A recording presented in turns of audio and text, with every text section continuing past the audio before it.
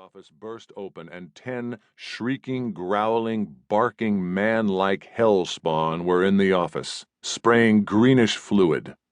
The soldiers screamed as the viscous fluid began eating into their flesh.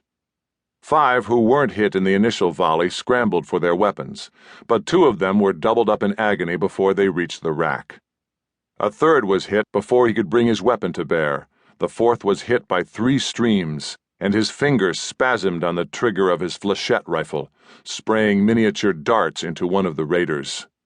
Simultaneously, 20 raiders burst into the barracks. The weapons of the off-duty soldiers were locked in racks. The slaughter was one-sided. In less than a minute, the 56 soldiers of the Lord who manned the outpost were dead. The master commanding the raid ordered all interior surfaces of the office to be sprayed with acid from the weapons, then had the building burned down. The few helix traces left should prove impossible to find. Colonel Israel Ramadan, deputy commander of 34th Fist, believed firmly that a Marine officer should at all times demonstrate austerity in his personal lifestyle and official conduct. But Colonel Ramadan had one weakness, if you could call it that. He loved fine cigars. That morning, as he sat at his desk reviewing the incoming message traffic from Fleet, he decided to have an anniversario. Carefully, the colonel clipped the end off his cigar and struck an old-fashioned sulfur match. He drew slowly as he rolled the cigar over the flame, drawing in the rich, aromatic smoke and exhaling luxuriously.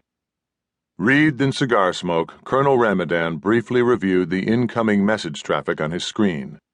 Suddenly, the computer bleeped and a yellow warning flashed across the screen. SPEACAT, eyes only, Company 34th Fist. Oh, shit, Ramadan muttered. A deployment order. He set the cigar in an ashtray and typed in his password. Only he, the F2 and F3, intelligence and operations officers, and Brigadier Sturgeon were authorized to read special category messages, and the F2 only got them if he and the Brigadier agreed he should see them. The message flashed on his screen. It was very short, but he had to read it twice. Print, he said to the system. Then delete. The hard copy would suffice to execute the order. Get me the Brigadier, he ordered the computer system. The screen went blank for an instant, and then Brigadier Ted Sturgeon's face appeared. Sir, I've got to see you right away. Message from Fleet. Come, Sturgeon replied. Colonel Ramadan rushed from his office so quickly he left the anniversario smoldering in the ashtray. Look at this goddamn thing, Ramadan raged. Sturgeon glanced briefly at the paper. It ordered Captain Louis Conrado to report to Headquarters Marine Corps in Fargo on Earth by the quickest possible method of transportation. Nothing else, just a fun citation to pay for his transportation. Sturgeon sighed. I know what this is, Ram. Please sit down. Colonel Ramadan did not know what had happened to Lima Company on Avionia. The only reason Brigadier Sturgeon knew was because General Kazambi, the Army general in command of the operation, had stopped on Thorsfini's world and filled him in on the details on his way back to Earth. Now Sturgeon told Ramadan. The colonel took it all in silently.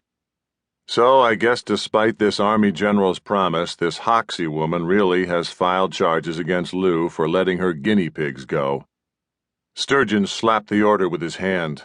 They're keeping us here on Thorsfini's world like lepers, quarantined, because we have knowledge of alien sentience the government wants to keep quiet. That's what I found out when I went back to HQMC.